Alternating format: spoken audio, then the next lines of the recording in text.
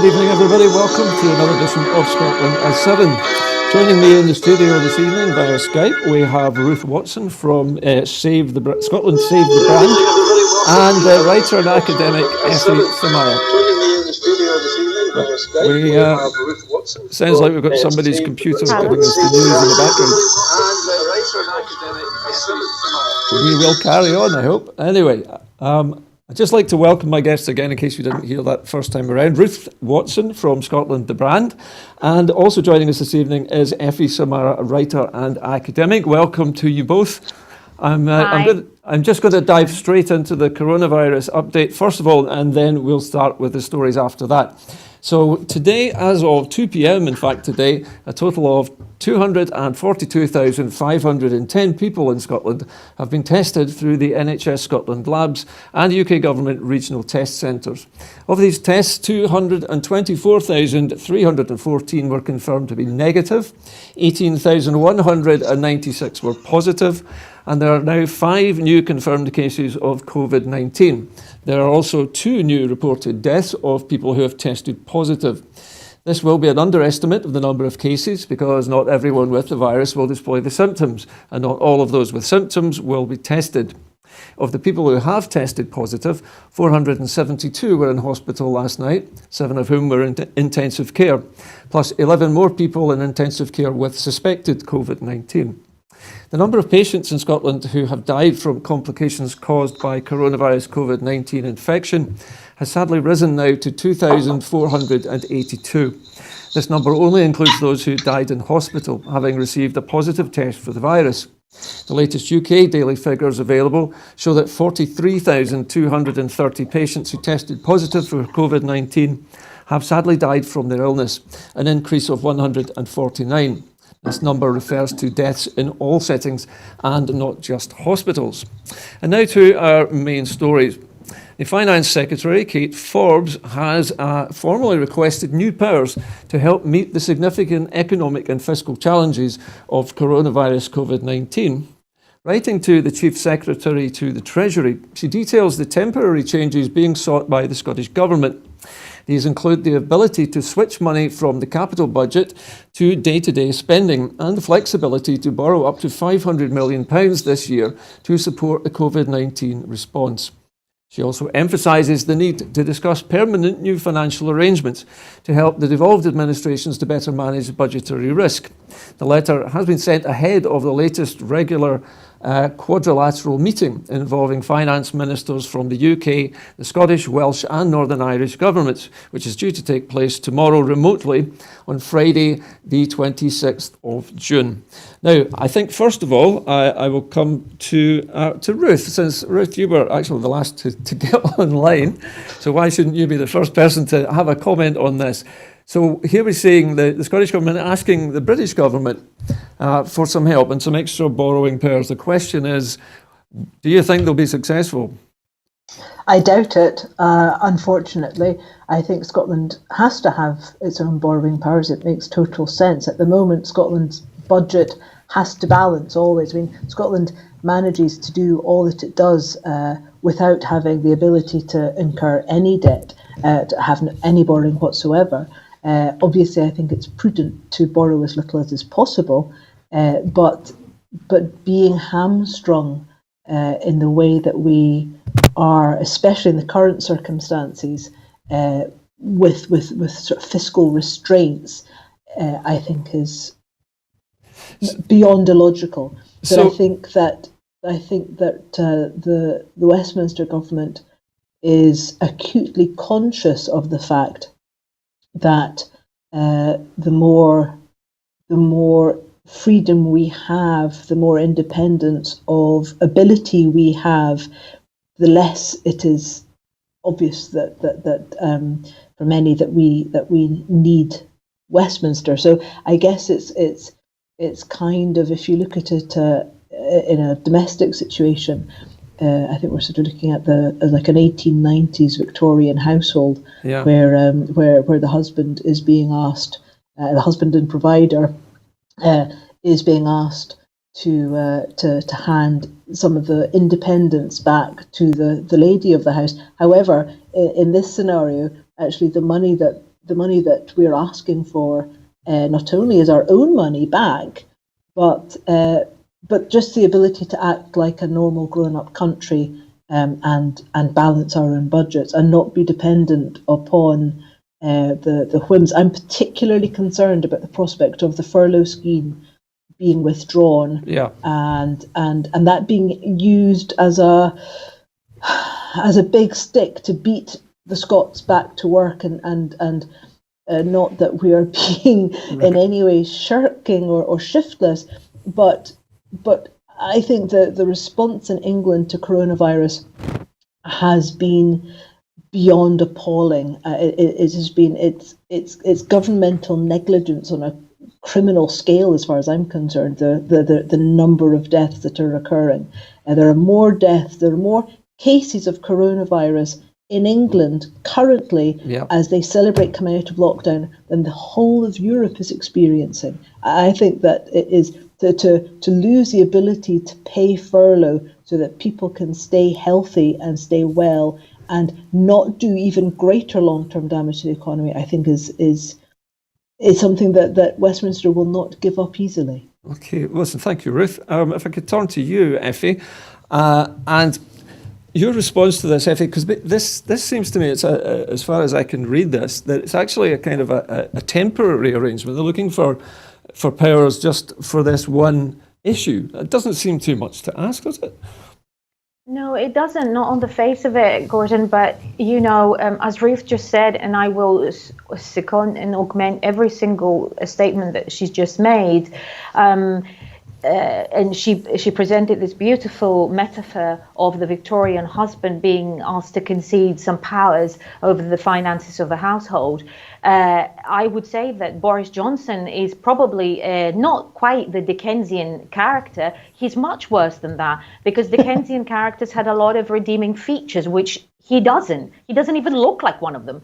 Yeah. So, but to come back to reality, it's a very prudent way. Kate Forbes, despite her youth, she's been incredibly industrious and incredibly conscientious in carrying out her duty, and asking this small request, as you said, is not a huge amount to ask, but it simply will not be granted. I cannot see how they will concede even an inch of what they see as their full, as it were, authority over fiscal and financial matters, because obviously, it does open up the possibility of the Scottish government being able to do a little bit more good, and than they are at the moment with very, very small resources. Yeah. And that gives more power to the argument of independence. Look what we can do with so little. I don't think you'll be getting any good news from Westminster. Oh, okay, listen, thank you, Effie. I'm going to move on because this story continues into the next item. Now, the SNP have said that the Tory government must do more to save jobs and businesses, as the Office for National Statistics analysis reveals that there has been unprecedented demand for universal credit since the coronavirus crisis began.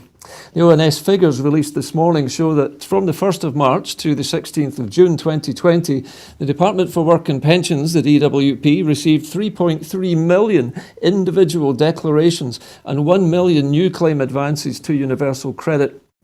Kirsten Oswald MP said that the figures underlined the need to retain some coronavirus financial support schemes for as long as the four nations needed them, and to expand support for unemployed people by strengthening welfare protections. The SNP Work, Pensions and Inclusion spokesperson also called for the Tory government to rule out a return to austerity and to ensure the Scottish Parliament has the financial powers and the funds necessary to secure a strong recovery for Scotland. Yesterday, the Fraser of Allender Institute warned a second wave of COVID-19 could delay Scotland's recovery until 2024, and said that the scale of the economic challenge could see a raft of redundancies and business closures without financial support. Now, if I can come back to you briefly for your comment on this, Ruth, this obviously is further evidence, if it were needed, of the urgent need for this cash to be made available, this borrowing to be made available.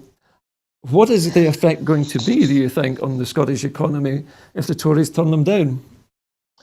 I am not an economist, but it seems to me that the effect will be pretty brutal if we can't.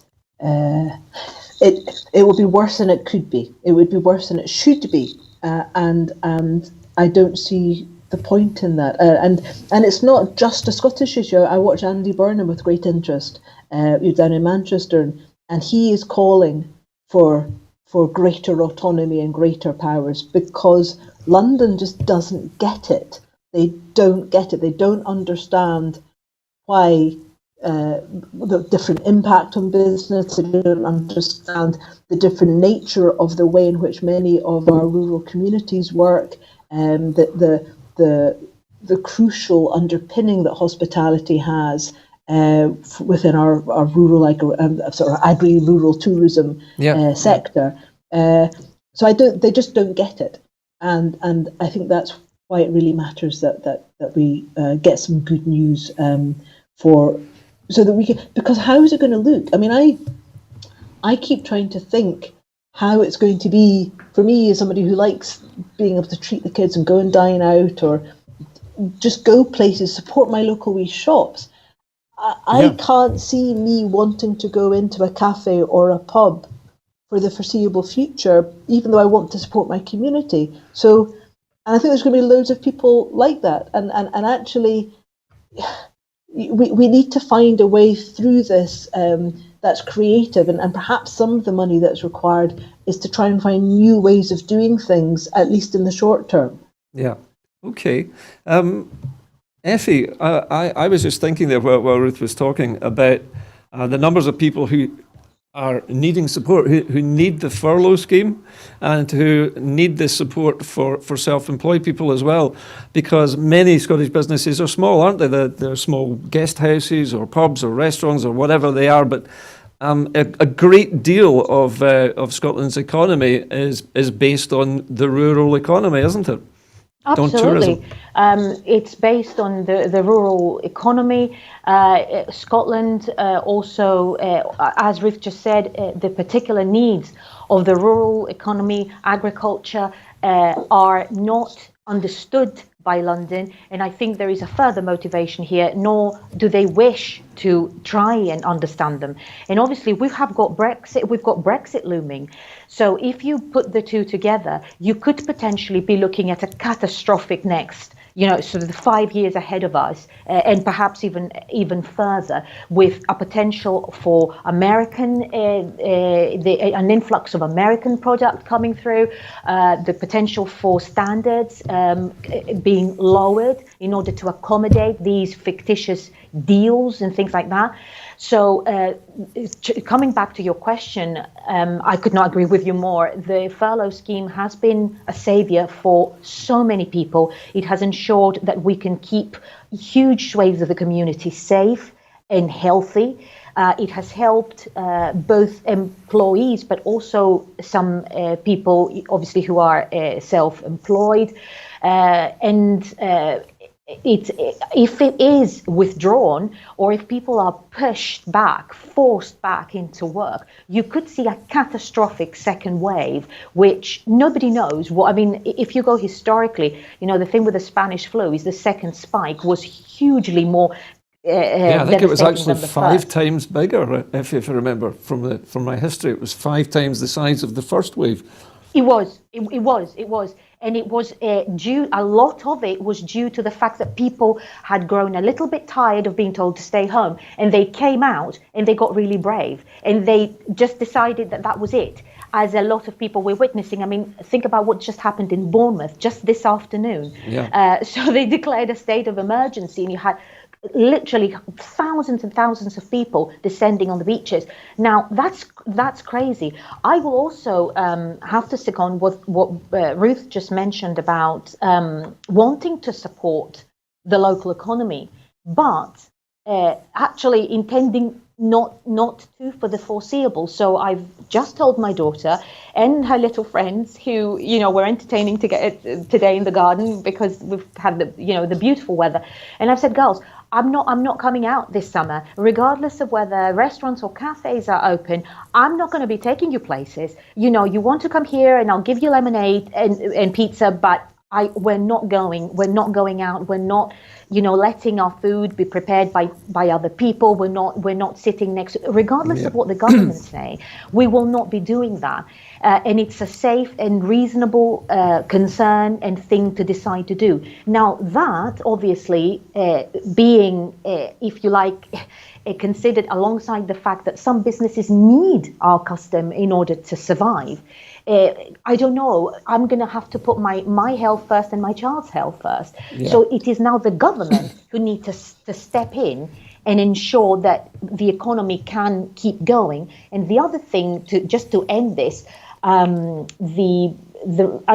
sure you know, the Chancellor of Glasgow University, Anton Muscatelli, is one of the most renowned economists. He's a world-known figure. He's a researcher and has written vastly on economics. And also, I work under the UNESCO umbrella under the wonderful Alison Phipps, and we have been looking and considering different models of going forward from here. So yeah, we have a method, we have an economy which is based in A, B, and C, but it's actually not been working for most people. It has been working for a very small slice at the very top, but it hasn't been working. And austerity came from this, and actually sadness and devastation. People lost their lives.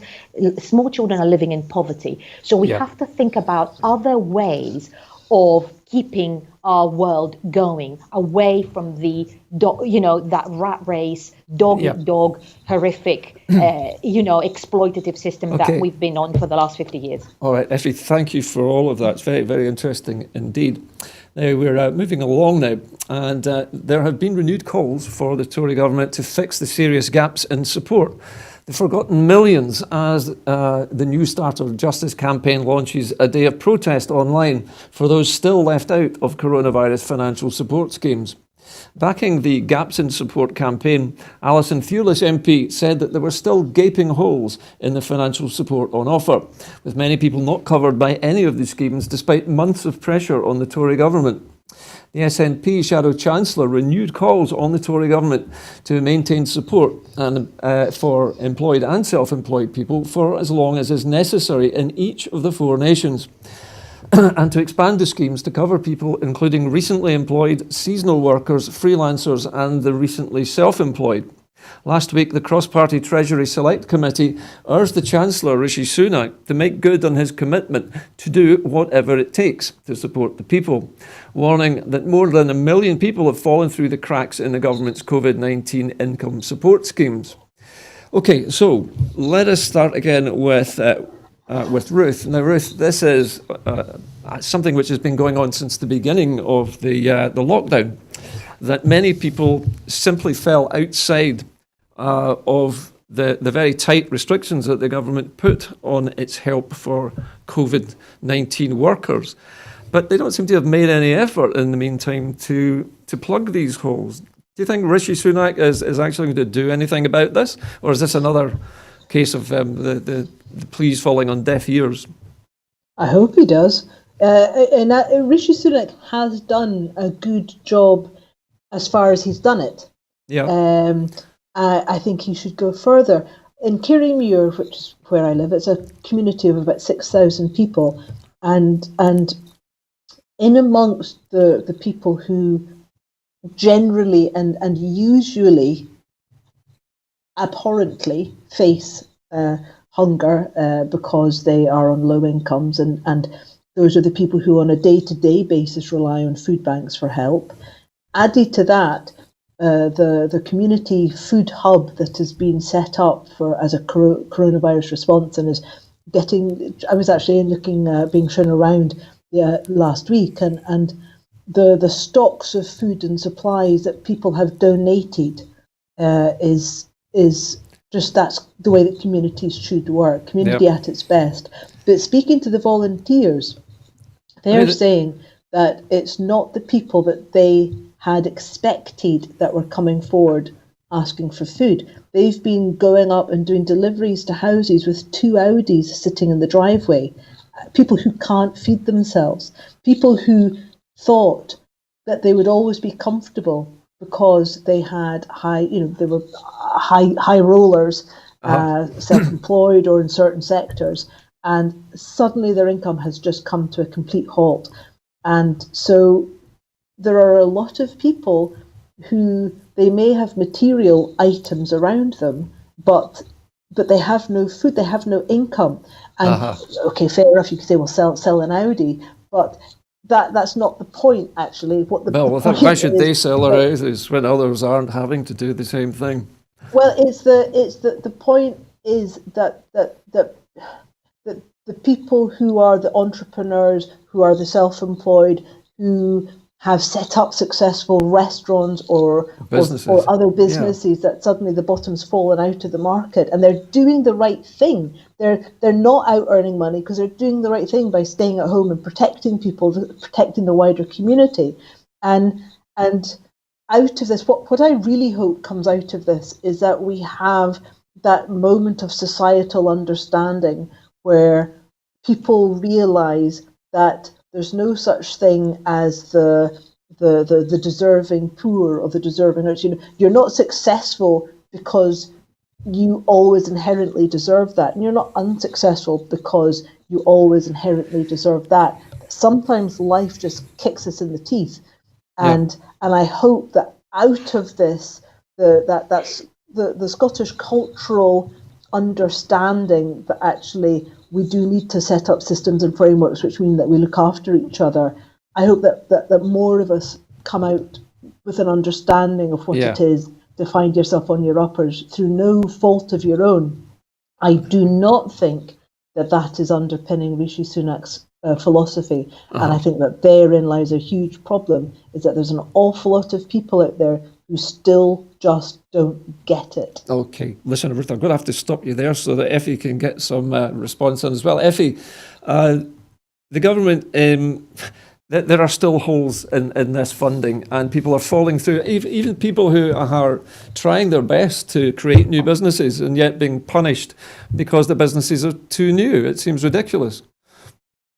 Yeah, I'm with you 100%. And not everyone has been serviced by the proposals, and in some regards they have been generous, but that's not everyone. And as we've just heard, there are people who have fallen through the cracks. There are people who are having difficulty getting food, getting access to very basic stuff.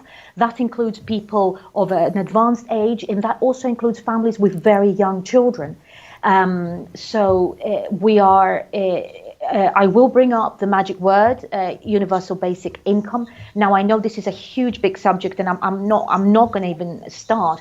It has been covered by other conversations on this channel and on other occasions. And specialists have been brought in to discuss it. The issue is that there are different approaches to this, and there can be different approaches to this. The willingness and the desire is not there in a government who is obstinately and ideologically very, very much right-wing, neo-conservative government who believe that it's okay to stigmatize people because they don't have enough to eat, even though they were the architects of these particular groups' poverty. So you will not find much compassion within this government. They may do stuff, but I have to question their motivations. I think most of it is for PR purposes. There are ways. Spain have done it. Canada is about to start a pilot, a new system whereby the large sections of the population will be covered without eligibility checks, as it were, so people can actually have access to basic stuff. I doubt that in Westminster you're going to have the same outcomes or even desire for that to happen. Okay, well, listen, thank you for that, Effie. We're moving on now, and Patricia Gibson MP has criticised a Scottish Tory MP after he dismissed concerns raised by the National Farmers Union in Scotland, the NFUS, over the threat of low standard imports flooding the market and harming Scotland and the UK's world-leading sector. During a Westminster debate on the protection of food standards, John Lamont staggeringly denounced warnings raised by the National Farmers Union Scotland. stating the NFUS cannot on one hand say that it wants to support Scottish farmers and food producers to export, and on the other hand support an amendment which would have pulled the rug out from under them. Earlier this month, the NFU launched a petition urging the Tory government to ensure that all food imports, when negotiating trade deals, are produced to the same high standards currently in place. Meanwhile, the new boss of Waitrose has backed calls against selling chlorinated chicken and hormone-injected beef, warning that any regression from the standards that we have pioneered for the last 30 years would be an unacceptable backward step. New research by consumer group Which has also found wide public opposition to low standard imports flooding stores, with 74% of people against food produced to lower standards being available in the UK, and 2/3 were concerned about lower quality food being sold in schools and hospitals. Now, Ruth, this is a very important subject, I think, particularly for somebody who, as yourself, is trying to protect the brands of Scottish farmers and Scottish producers.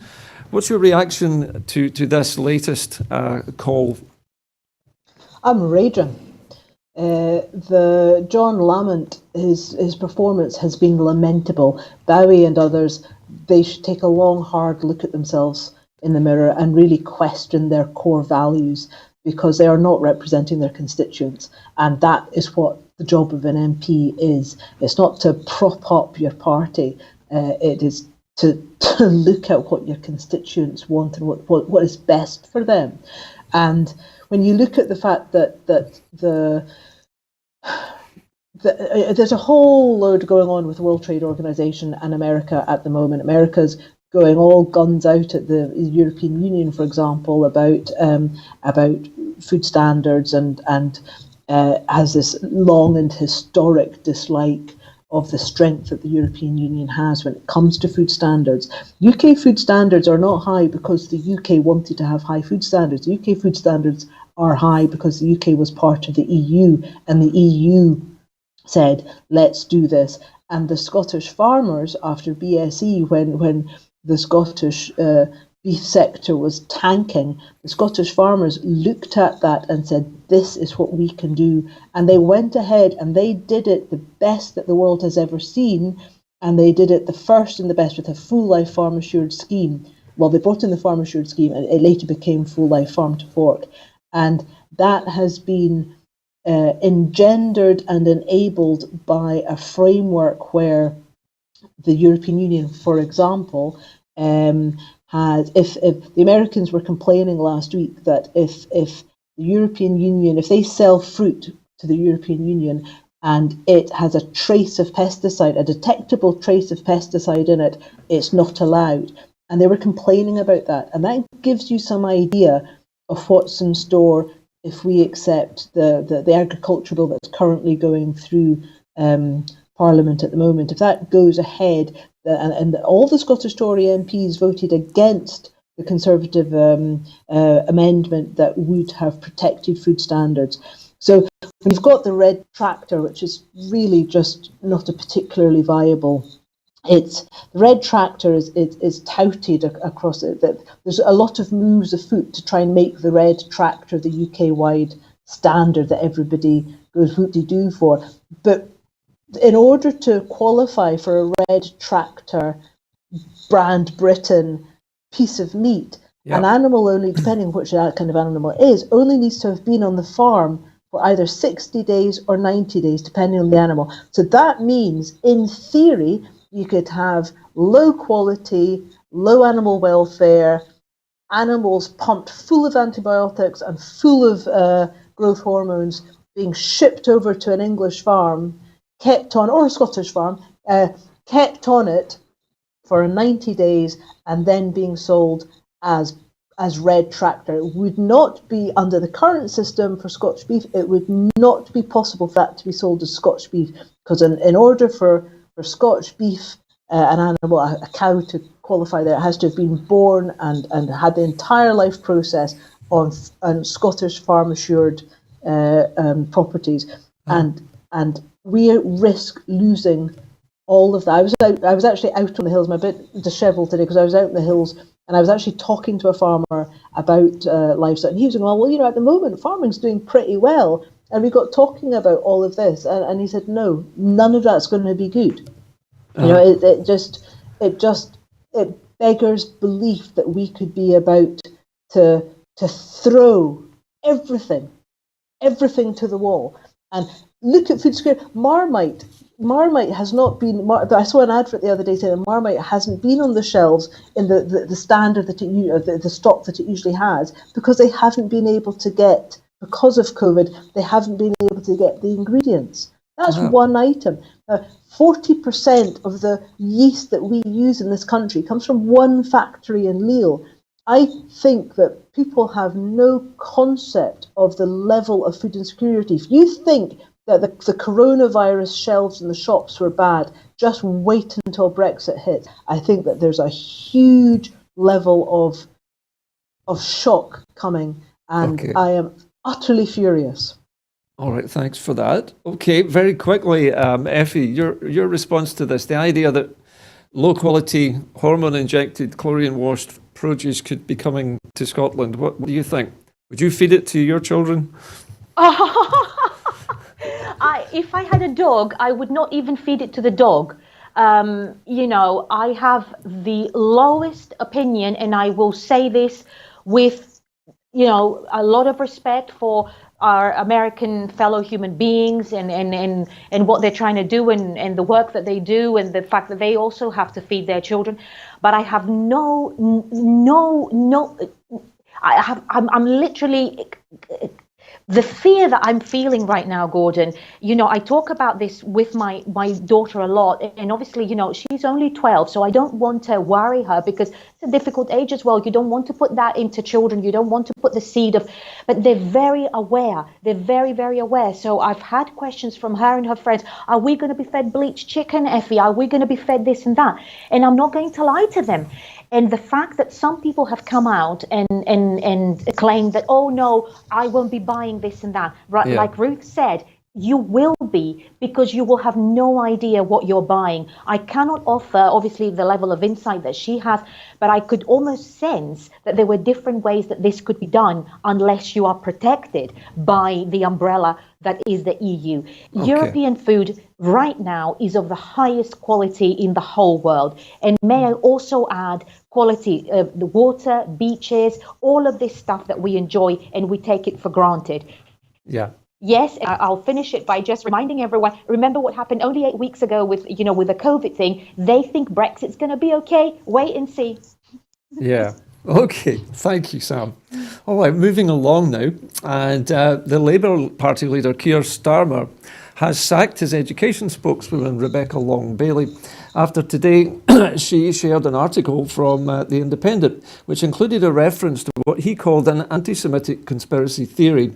Starmer, who won the election as the party's leader earlier this year, has pledged to stamp out anti-Semitism in Labour. The article Rebecca shared earlier today contained an anti-Semitic conspiracy theory, a spokesperson for Starmer said. As a leader of the Labour Party, Keir has been clear that restoring trust with the Jewish community is a number one priority. Long-Bailey, a Corbyn ally who came second to Starmer in the leadership race, said by sharing the article about her constituent and stalwart Labour Party supporter Maxine Peake on Twitter, she was not endorsing every part of the article, and that she had issued a clarification, which had been agreed with the party after being made aware of people's concerns. I had asked to discuss these matters with Keir before agreeing what further action to take, but sadly he'd already made his decisions, he said, adding that she would continue to support the party in Parliament under Starmer's leadership. Okay, coming to you first, Ruth. This has been dogging the Labour Party for a long, long time, hasn't it? And we are now seeing the new leader trying to take control of this. Was he right on this occasion, or is this, do you think, a little bit of an overreaction? I haven't seen the article in question, so I can't comment on how obvious the anti-Semitism in it was. It may well be that it's a convenient way of getting rid of Long-Bailey, who maybe Starmer's, now that he's in the position, is trying to remove possible rivals from his sort of proximity. I am I am absolutely and solidly against racism and anti-Semitism of any form. I do think that some people share articles and items not because they are actively anti-Semitic, but because they are deeply ignorant of what an anti-Semitic trope is. Yeah. So, for example, references to the Rothschilds, many people may not understand why that's anti-Semitic. Yeah. And you know, the same with Soros and some of the other key figures that unless you're paying attention to what the Bannon bubble and the alt-right characters, not only in America but you know across Hungary and others, if you don't understand the history of anti-Semitism, then it may well be that you share something and you don't understand why it is so deeply offensive. Yeah. So, for example, I mean, sometimes people will, recently, the last couple of weeks, there's been conversations about, oh, why don't we talk about all lives matter?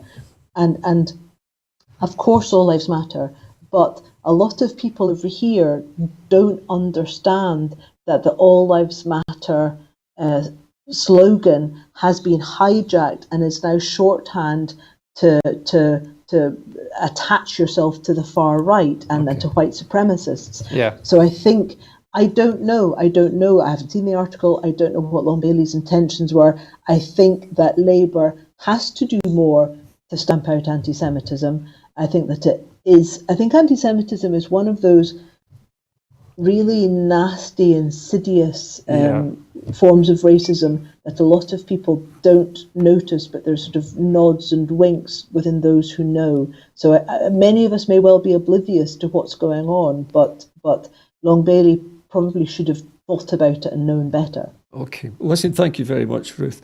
Effie, very, very briefly, your reaction to the news today about Rebecca Bailey being sacked or removed. She's apparently stepped down, I think was the phrase that Mr. Starmer used. But I think it's a sacking, basically. I think he said I've had to stand her down. I think that was the phrase that he used, which I think is I don't know. It's quite strong. It's quite a strong way to demonstrate, you know, to announce what you've just done. It's a difficult one, Gordon. I'm not going to lie to you. You know, it's a difficult one. Anti-Semitism obviously is something that historically has been with us, probably the last 500 or 600 years. You know, you find anti-Semitism in medieval literature. You find weird things happening in, you know, the Merchant of Venice and Shylock indeed. And everything else. So this isn't new. We understand it. The nuances of this are strong, and Labour has been in the last 4 or 5 years at the very centre of this debate. It was a strong reaction to what happened, and Rebecca has been known to have been very close to Jeremy Corbyn. So I don't know whether there was obviously something else going on there as well. I couldn't tell you that. Maybe there wasn't. But I was a little bit shocked. However, having read the article in The Independent, to be honest with you, if I were in her shoes, I would not have retweeted that article. The Israeli government have been known to use horrific methods, murdering Palestinians. But to use it in this context is almost, it shows something different. She should have thought twice. Okay, well listen, I'm going to move on now. And a major incident was declared today after thousands of people defied police to stay away and descended in their droves on the beaches of Bournemouth and other stretches of the Dorset coast. The local authority, the BCP Council, covering Bournemouth, Christchurch and Poole, said it was forced to instigate a multi-agency emergency response to coordinate resources across the area to tackle the issues. Tobias Elwood, the Conservative MP for Bournemouth East, called for the government to step in and to help the council deal with the crisis. The council leader, Vicky Slade, said that she was appalled at the scenes witnessed on the beaches, saying that the irresponsible behaviour and actions of so many people is shocking and services are stretched trying to keep everyone safe. We've had no choice but to declare a major incident and initiate an emergency response. Some motorists had to queue for 2 hours to get into Bournemouth, and car parks were full by 9 a.m. on Thursday morning. The BCP Council issued 558 parking enforcement fines within a few hours, the highest ever. Families had travelled from as far afield as London and Birmingham to the beaches of Dorset. Now, this is a remarkable story in that for some peculiar reason, people in England seem to suddenly think that the COVID-19 pandemic has just simply stopped, and we no longer need to worry about this. So if I could come to you first of all, Ruth, why are people suddenly deciding that they're just going to ignore the advice? Because Dominic Cummings did it, and it's very hard to think that somebody like Dominic Cummings, having been caught, didn't just go, actually, let's just use this. I think that they may well have decided that that it was. There was an interview done with a Tory party donor who was about a week or so before the Dominic Cummings debacle kicked off, who was saying that he was telling Boris basically to get England back to business because we couldn't afford the furlough anymore, and business needed to get back. So I think that once Dominic Cummings had been caught, they decided that they were going to break the trust of the people in England at least. And I think that this is the obvious outcome. And I'm speaking personally from a point of local fury, because my neighbour's daughter has just arrived up from London to visit, and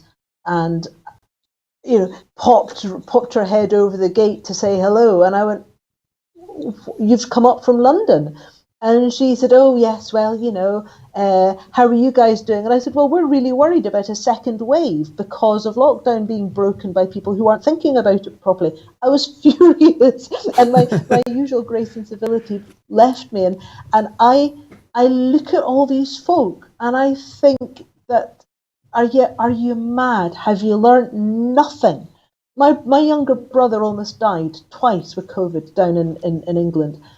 He was within an hour of being put on a ventilator, and his situation was really awful. And he got it from somebody that he knew who popped up from London to visit them in the south of England. And at one point he had said to me previously that he thought the fact people weren't wearing masks was quite uplifting. And I still don't know what his philosophy on that is. But quite frankly, my family and I, when we go out to crowded places, we're wearing masks, not to protect ourselves, to protect other people who are around us. Because we lived through swine flu when we lived in Asia. Actually, some of the family had it, we had to self-isolate, and it was really awful. And one of my friends, her husband died. Yeah. And you can't mess around with this. Seriously, it's a beach. People, stay at home. Go in your back garden. Go to the local park. England has lost the plot, and I'm really worried that if there's not some way of closing the border, we're going to end up with wagon loads of plague carriers. We've seen it so many times through history. Yeah. There's a reason why villagers appear with pitchforks. A Typhoid Mary invasion over the border. Listen, I'm sorry, we're running a little bit behind time. So what I'd like to do, Effie, is move on to the next story, and I'll cut you into that one in a few moments. So England's COVID-19 test and trace system has failed to find a quarter of positive cases. This in the news today. England's COVID-19 test and trace system could not reach a quarter of the people who had their cases transferred to the system after a positive test for the new coronavirus. The Department of Health in England said today. Of 6,923 people who had their case transferred to the contact tracing system in its third week of operation, 1,791, or 25%, couldn't be reached, with no contact details provided for a further 263 people. The test and trace system is seen as key in the efforts to lift the lockdown in England, as Prime Minister Boris Johnson allows growing numbers of businesses to reopen. 1 in 4 people can't be contacted. This is surprising and worrying, said Keith Neal, an epidemiologist at the University of Nottingham. There are a number of issues currently with the system.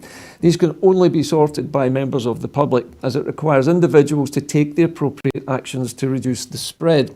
Since the programme's launch on May the 28th, it has reached 113,925 close contacts of the 21,105 people who tested positive for COVID-19. In its third week of operation, 81.7% of identified contacts of positive cases were reached and asked to self-isolate. Now that's down from the 90% that were reached last week. So here we are with another one of Boris Johnson's rather failed attempts to get a grip on the coronavirus. What do you think, Effie? The test and trace system doesn't seem to work, does it? No, it's a private operation. Of course it won't work. You know, it's not based in public health. It's not linked to the National Health Service. This is operated by a private operator. And this is Cummings' ideological shake-up, as he has written previously, and as we know, is his intention of the entire, his own personal moment of revolution. So this isn't a health crisis. This isn't a pandemic crisis to him and his gang. This is a PR exercise. And as I say this, you can probably feel through the internet my blood pressure going up. These people are not actually treating this at all with the seriousness it deserves. Okay. England has had over 60,000 deaths, and I do not want to say this, but I fear it, that there will be more deaths. There'll be another spike. What happened today in Bournemouth was absolutely avoidable, but it was fueled by the media's total inconsiderate, thoughtless, crazy, culty approach to we want our freedom. This sounds totally Trumpian. It's a little bit like people in America saying, I protest against the virus. God, is going to protect me and things like that. And that's what they're doing.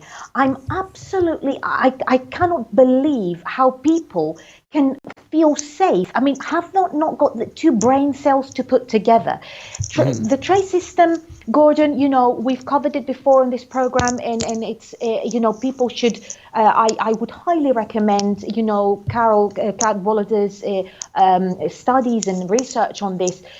She's been following the whole thing and who owns what.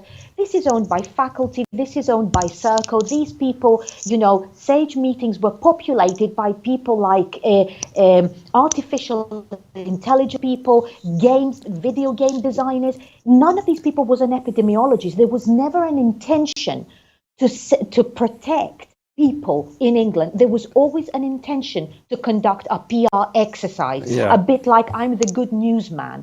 There is no good news with a virus. It doesn't recognize you. It just kills. I'm devastated this is happening. I'm shocked this is happening. It shouldn't be happening. But I fear that they actually don't care.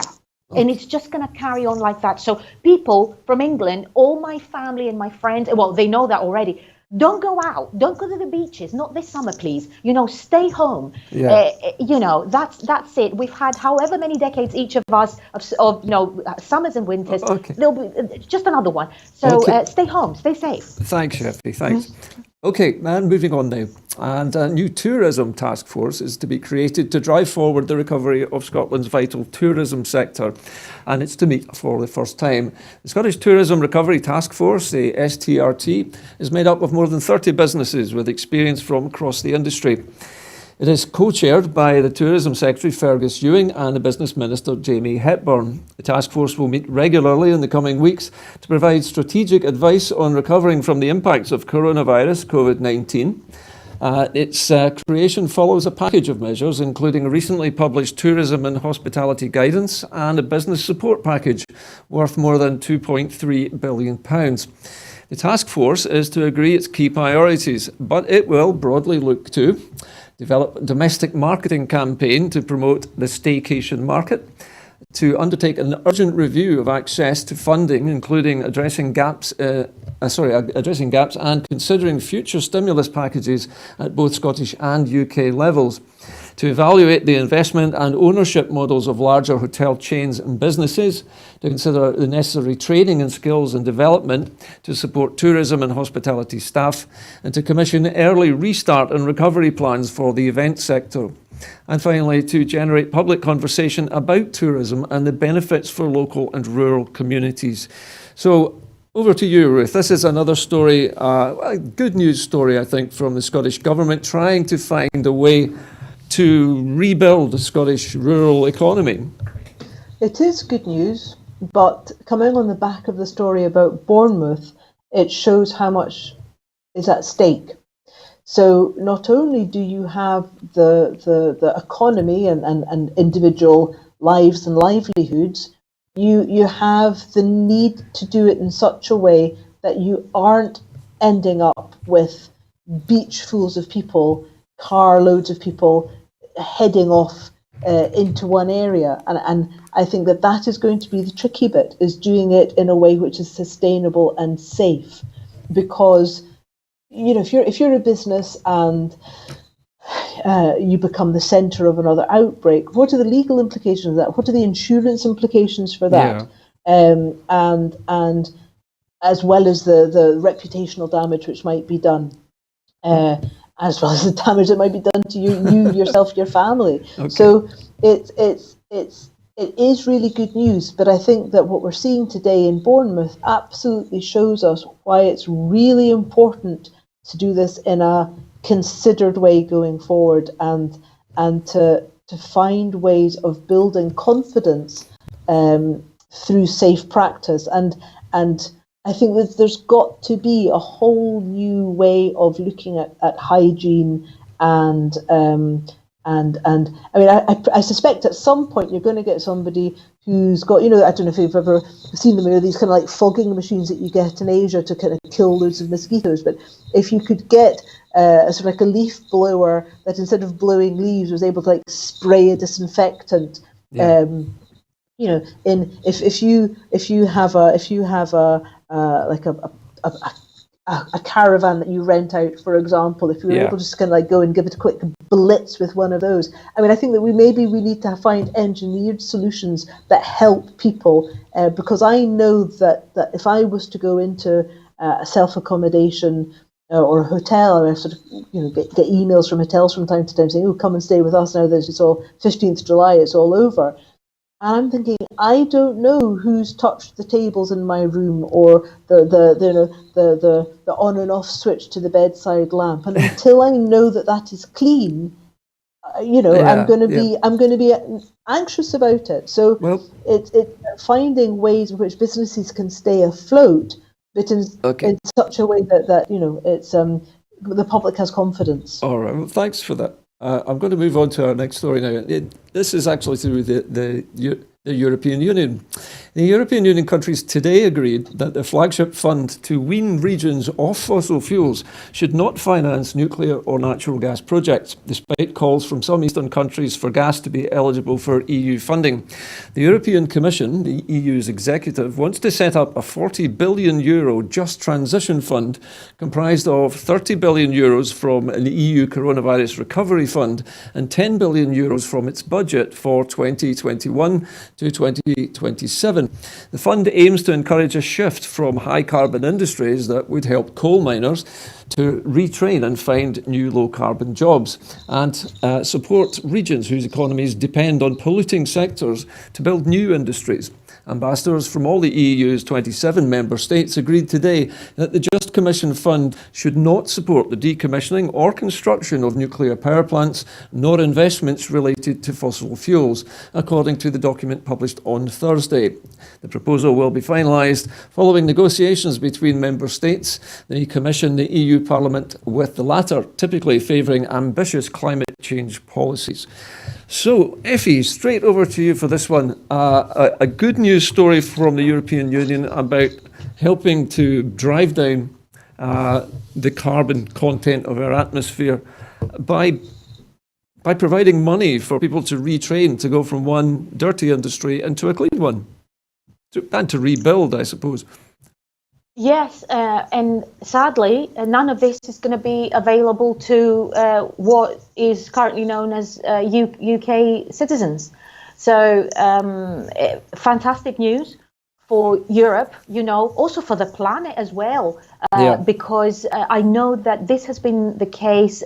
This has been one of the major concerns and areas of research and interest for Angela Merkel for a number of years now. And the president of France is also personally committed to renewables, committed to a cleaner environment. He talks about climate. He has clashed with Trump on numerous occasions in regards to climate. We know that the Scandinavian countries are also pursuing different climate approaches in terms of clean energy, and we could be right there.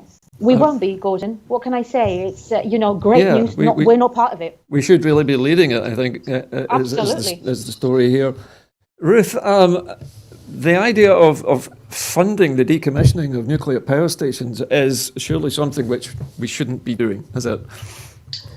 I don't mind. Decommissioning them, yes, but paying for it, getting funding so they can be decommissioned safely. I think that Hunterston B, with its great big crack socket that have been reopened by EDF, set back to work by EDF, when you've got an unstable and dangerous, outdated nuclear power station just 30 miles from one of Scotland's largest population bases. Yeah. I would gladly see that get funding to get decommissioned, because I think that nuclear power, while it has aspects of cleanliness about it, I get that it doesn't pump something we can see into the air.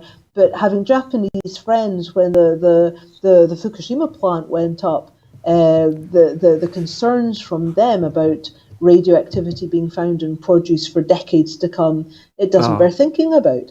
So, of course, radioactivity from Chernobyl, which was way back years and years ago, is still being found in Scotland to this day. Yeah, decommissioned a lot of them, I say. Yeah. Okay. Right, moving along. Our next story is the Education Recovery Group, the ERG, met today to progress plans for reopening schools full-time for all pupils in August, provided scientific and clinical evidence supports that position. The ERG will work together over the summer to ensure that plans are developed collaboratively for a smooth transition back to school for all children and young people. The regular 3-weekly reviews of coronavirus COVID-19 regulations include specific consideration of the evidence and data relating to the transmission within schools and amongst young people. To provide clarity to staff, parents and pupils, the group agreed to provide advice that enables a decision on whether it is safe for pupils to return to schools on a full-time basis as soon as possible, certainly no later than July the 30th. So I don't know if either one of you two ladies has children yourselves, but sending your children back to school after something as drastic as a pandemic is surely something that scares most parents, wouldn't you say, Effie? You know what? I was just having this conversation with one of the teachers at Grive High, where my daughter's transitioning to high school in August. And we were literally on the phone about an hour ago having this conversation. And I've got to say, it has been, he said it's been a marathon week for them. And I'm literally just repeating the words. It must be awfully difficult. So they went from a part-time, we were all emailed, and I don't know if Ruth had this, we were all emailed a part-time schedule for the girls, for the children. And then a day, within 24 hours, we were emailed again to say, actually, we may be full-time, but this part-time may still be the case if we have a second spike or if the numbers don't help us by the middle of August. So it's it's a big question, Gordon. And I've got to be honest with you. Personally, I was telling him that the question was really, the phone call was about, will you support me if I decide to send her in part-time? And he said, yes, we will support you, absolutely, because as you know, I have an elderly dad and he's part of our household. So I would not want to see him come to any harm. But this disease does not really make make it discriminate. So he hits people. Am I ready to send her back today? No, I'm not. So I'll have to see what happens over the next few weeks. Okay. Yeah, I mean, I'm not ready to send my year 4 daughter back today full time, but I will look at the evidence and see what I think is right in August. Yeah. So we took our children out of school a week before the schools closed because we were anxious about it. We were concerned. We were looking at the evidence around us. We were lucky that we had circumstances which meant that was possible, and the school was okay about it. But I think that the schools closed later than they should have. I think we went into lockdown later than we should have, and I completely understand that was done. A large part of it because of what was happening with the 4-nation approach. But the Scottish Government has powers it doesn't always use. And so, for example, I didn't realise this until I was reading a series of tweets from that came out from one of the Scottish Government ministers, and about quarantine. Yeah. And apparently Scotland could have shut down, could have started quarantining people coming into the country sooner. So I don't know why they didn't and why they haven't, and that concerns me, because I would like to see, quite frankly, I would like to see there being a lot of diligence about people coming into the country. If we can clear the virus more out of our country, and if we can do in New Zealand, then just let's make sure that people coming in aren't bringing contagion with them, or we have an effective track and trace, because you are always going to get those people who do become ill, but you need to be able to identify them. Of course, Scotland does have effective track and trace, as we know. Okay, a final story this evening, and a phased reintroduction of family visiting and communal activities for residents of care homes. Care home residents will be able to receive visitors outside from the 3rd of July, provided their home meets strict criteria with infection control measures remaining in place. Guidance published today confirms that the next phase of visiting will include outdoor meetings with a single nominated visitor, and that face coverings must be worn for the visit's duration. Currently, only essential visits, including those involving end-of-life care, are permitted. The guidance builds up to a 4th and final phase of reintroduction, which will include the controlled indoor visits and wider use of communal areas by residents, with appropriate measures still being observed. A care home will only be able to permit visiting or relax arrangements for communal activities if they have been COVID-free throughout the pandemic, or if all affected residents have fully recovered and no residents have had symptoms for 28 days. Now, we've sadly overrun quite substantially this evening. So I'm going to give one very quick answer each to both my guests tonight. I think I'll start with you, Ruth, if you have something to say on the subject of care homes. I think that there has been a real tragedy coursing through care homes, and if we can come out of it now in a way which means that elderly people can see their loved ones and loved ones can see the people that they've been missing, I think that's fantastic news. I just hope that it is done as safely as possible. Okay, thanks for that. Effie, what have you got to say on this subject? Well, I'll just repeat what Ruth just said, and obviously, the end-of-life moment and the end-of-life care is of huge relief to hear that, this has been addressed. This is a moment where people have been separated from loved ones. It's a ghastly thing. To be dealing with. Hopefully, let us hope it can be done safely. Okay. Well, thank you very much indeed. So thank you both, my guests, both Ruth Watson and Effie Samara. At this time in the programme, it's usually my habit to ask you for money, so I'm going to do that now. If you'd like to support Broadcasting Scotland by becoming a Broadcasting supporter, Broadcasting Scotland supporter, you can do so by following the instructions on your screen now. Go to www.broadcastingscotland.scot/register. I'll be back again on Monday, but that's it from Scotland at 7 this evening. I'd just like to thank my guests one more time, and thank you for watching. We'll see you next time. Good night.